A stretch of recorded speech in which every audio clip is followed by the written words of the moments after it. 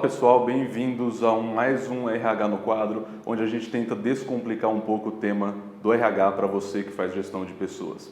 Hoje nós vamos tratar de um assunto que interessa muita gente, é dúvida muito comum, é um dos temas mais acessados do nosso blog, férias. Férias pode parecer simples, o funcionário tem 30 dias de férias a cada ano que ele completa na empresa, mas na verdade tem alguns pontinhos aqui, alguns gatilhos que é sempre interessante a gente lembrar, e para você que não sabe, que está começando agora a fazer gestão de pessoas ou é dono da empresa, é muito bom ficar atento porque isso gera passivo, isso pode gerar perda de dinheiro para você. Então vamos lá, vamos começar com um conceito básico de férias.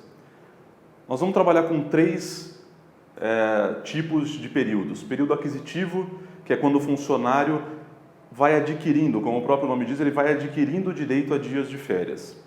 Vamos imaginar que um funcionário entrou na empresa, ele está há 3 anos nessa empresa, na sua empresa. Ele começa e os primeiros 12 meses dele é o primeiro período aquisitivo dele. Durante esse período, ele não tem nenhum direito a férias. Ele vai acumulando proporcionalmente 1/12 para cada mês trabalhado. Portanto, no seu primeiro ano, vamos chamar de período aquisitivo 1. Ao final desse período aquisitivo 1, ou seja, ao final dos 12 meses de trabalho dele na sua empresa, ele começa com um período concessivo. O que é o período concessivo? É o período que você tem de 12 meses para que esse funcionário tire as suas férias, que ele descanse os 30 dias. Por que é importante você saber desse período concessivo que dura 12 meses a partir do término do período aquisitivo? Porque se você deixar passar, você entra no período vencido de férias, onde neste momento, se o seu funcionário tira férias, você paga em dobro, você paga 2 vezes o que deveria pagar para ele. Portanto, o primeiro conceito básico que é importante a gente lembrar é 12 meses para ele ter direito a 30 dias de férias, a partir daí mais 12 meses para você conceder as férias para ele, que é o período que ele tem para gozar as suas férias. Lembrando que, ao término do período aquisitivo 1, isso é uma cadeia. Começa um período aquisitivo 2. Ao término do 2, você tem mais um período concessivo e ao término do período aquisitivo 2, começa mais um período aquisitivo.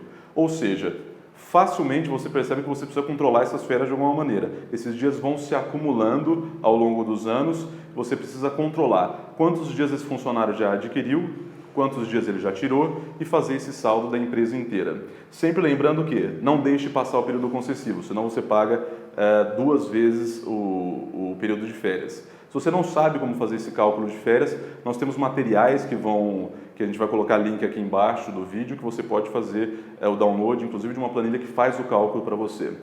Ótimo. Entendendo então o que é período aquisitivo, período de usufruto das férias, o período concessivo e o período de vencimento, tem algumas regrinhas básicas que a gente precisa chamar atenção para férias.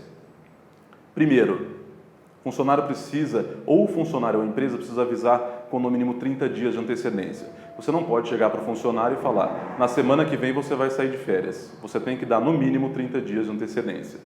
Segundo, quem define o período de férias é o empregador e não o trabalhador.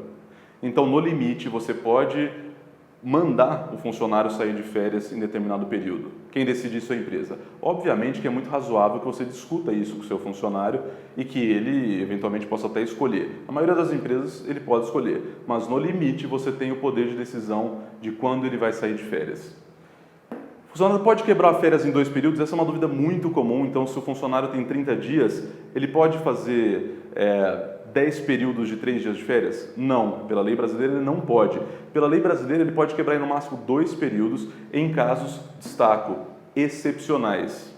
O que isso significa? Que a lei brasileira não permite, teoricamente, que no padrão, na média, você dê períodos quebrados. Excepcionalmente você pode quebrar em no máximo 2 períodos, sendo que no mínimo 10 dias um período vai ter que ter. O que isso significa? Que você vai ter 2 períodos, um de 10, outro de 20 dias, um de 15 dias, outro de 15 e assim por diante, mas nunca um período inferior a 10 dias.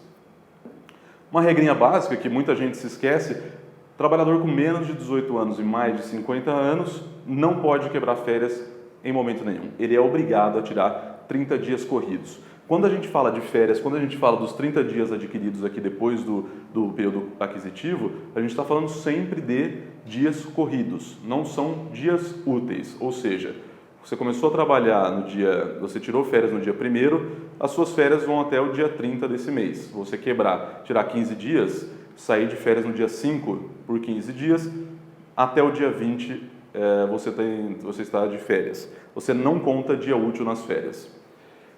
Atenção para essas regras podem gerar passivo para você. É obrigado a iniciar essas férias em dia útil.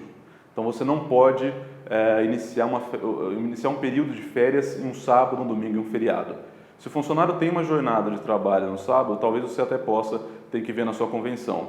Mas pela lei você tem que iniciar férias em dia útil e não em dias que ele folga. Segunda atenção grande que você tem que ter aqui.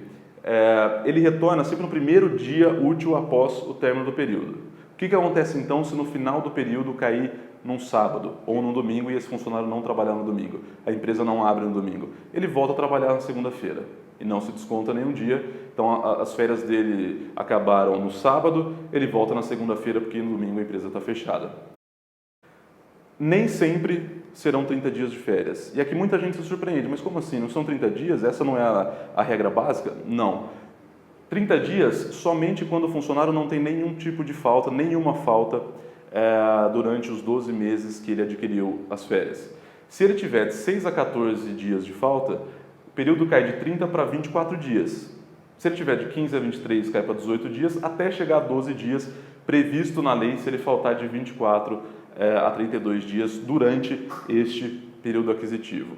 Portanto, fique atento a essas regras. Essas regras nem sempre são as que a gente gostaria de implantar, porque só lembrando a vocês, a CLT, que consolida férias, ela é de 1977. Então é algo que você pode notar que houve muita mudança no mercado de trabalho, muita mudança na relação trabalhista, mas a gente tem que se adequar ao que está aí. Esse é o Brasil, 1977 até hoje mudou muita coisa. Para a gente, o que vale é isso. Evite passivo, mantenha-se informado e mantenha o trabalhador também informado sobre todas essas regras para evitar problema de comunicação. Valeu, pessoal. Acesse nosso blog, veja nossos materiais abaixo que eles podem ser úteis para você também. Abraço.